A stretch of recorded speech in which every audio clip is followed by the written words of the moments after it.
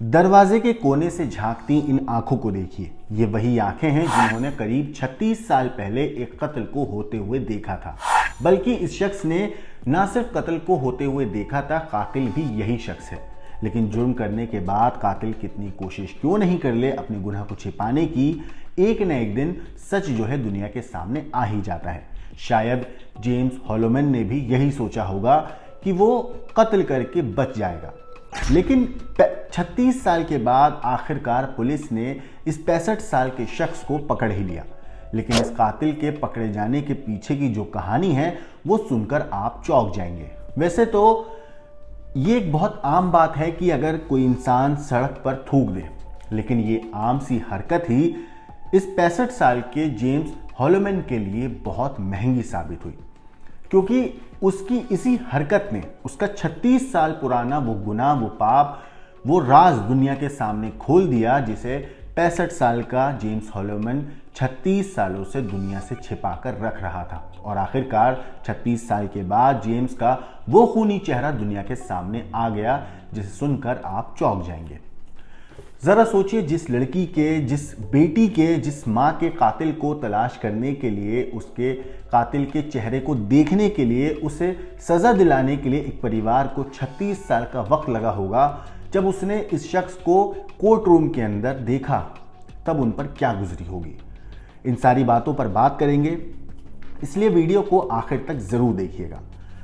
वो तारीख थी 7 मई, दिन था शनिवार का और साल था 1988, जब 25 साल की उस लड़की की लाश उसके घर से पुलिस को मिली। उस वक्त पुलिस ने हर मुमकिन कोशिश करी कि किसी तरह कत्ल की ये गुत्थी सुलझ जाए, मगर 36 साल लगे और आखिरकार इस कातिल तक पुलिस पहुंची और इस शख्स को पुलिस ने पकड़ लिया। असल में अमेरिका से बेहद चौंकाने वाला ये मामला सामने आया, जहां घर के बाहर थूकने की वजह से 36 साल पुराना ये हत्या का मामले का खुलासा हुआ है और एक शख्स को पुलिस ने इस पूरे मामले में गिरफ्तार किया है। ये मामला बॉस्टन का है, जहां एक लड़की की हत्या के आरोपी को 36 साल के बाद आखिरकार पुलिस ने गिरफ्तार कर लिया।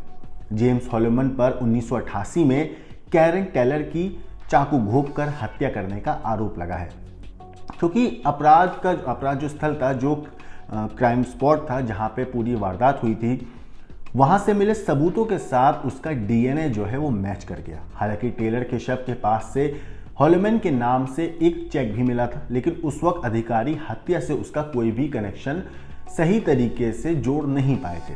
और पिछले साल ही फुटपाथ पर थूकने के बाद हॉलोमैन का डीएनए जो है जमा किया गया था, जो उनसे करेक्ट किया गया था। और आखिरकार जांचकर्ताओं ने टेलर के नाखूनों के नीचे खून से सने स्वेटशर्ट पर और उसके शरीर के पास मिली सिगरेट पर मिले डीएनए के नमूनों से जब हॉलोमैन के डीएनए की मैच कराया गया, तो ये सारे के सारे नमूने मैच हो गए। इसके बाद जो भी नतीजे थे उनसे मिलान की पुष्टि हुई। इसके बाद आखिरकार हॉलोमैन को गिरफ्तार कर लिया गया। हॉलोमैन, जिसका कोई पहले आपराधिक रिकॉर्ड नहीं है, और उसे 19 सितंबर को पुलिस ने गिरफ्तार किया है। जो हॉलोमैन के वकील हैं, उनका इस मामले पर कहना है कि डीएनए के साक्ष्य के बारे में संदेह है, क्योंकि इतने सालों के बाद ये निर्णायक नहीं हो सकता है। इतना ही नहीं, सफोक काउंटी के डिस्ट्रिक्ट अटॉर्नी केविन हेडन ने सीबीएस न्यूज़ को बताया है कि सबसे इम्पॉर्टेंट बात यह है कि कैरन टेलर के जो रिश्तेदार हैं, उनको इतने सालों के बाद उनकी मौत के लिए जिम्मेदार शख्स को देखने का मौका मिला। ज़रा सोचिए, एक परिवार 36 साल से अपनी बेटी के कातिल की शक्ल देखने के लिए तरस रहा था। उन्हें यही नहीं पता था कि उनकी 25 साल की जो बेटी थी उसका कत्ल किसने किया। टेलर की 27 मई 1988 को बॉस्टन के रॉक्सबेरी में पड़ोस में रहने वाले अपार्टमेंट में 25 साल की उम्र में ही हत्या कर दी गई थी। इतने ही नहीं, सफोक काउंटी डिस्ट्रिक्ट अटॉर्नी कार्यालय के एक बयान के मुताबिक टेलर की जो लाश थी वो उस वक्त मिली थी जब जो टेलर की माँ थी, उन्होंने अपार्टमेंट में उनके फ़ोन किया था। और जो कॉल था वो टेलर की जो 3 साल की बेटी थी उसने उठाया था। और उसने उस वक्त कहा था कि माँ सो रही है, मैं उन्हें जगाने की कोशिश कर रही हूँ, लेकिन वो उठ नहीं रही है। इसके बाद जो टेलर की माँ थी, उन्होंने वहाँ पहुंचकर चेक किया तो पता चला कि टेलर की हत्या हो चुकी थी और बेरहमी से हत्या की गई थी, चाकू घोंपकर। इतने साल तक पुलिस तफ्तीश कर रही थी, हर एंगल से जांच कर रही थी, पता करने की कोशिश कर रही थी कि आखिर कत्ल के पीछे की वजह क्या है। लेकिन उस वक्त पुलिस को कोई भी सबूत ऐसा नहीं मिला जिससे यह साबित हो पाए कि जेम्स ने टेलर की हत्या की है। परिवार वाले इंसाफ की आस में वक्त बीत रहा था और वो इंतज़ार कर रहे थे, वो ढूंढ रहे थे किसी तरीके से कोई एक ऐसा सबूत पुलिस के हाथ लग जाए जिससे उनकी बेटी के जो कातिल है उस तक पुलिस पहुंच जाए। और आखिरकार पिछले साल सड़क पर थूकने की वजह से पुलिस ने इस पूरे मामले पर डीएनए सैंपल कलेक्ट किया और वो डीएनए सैंपल इस केस में जाकर मिल गया। लेकिन सोचिए 36 साल तक वो केस पेंडिंग था, बंद रहा था।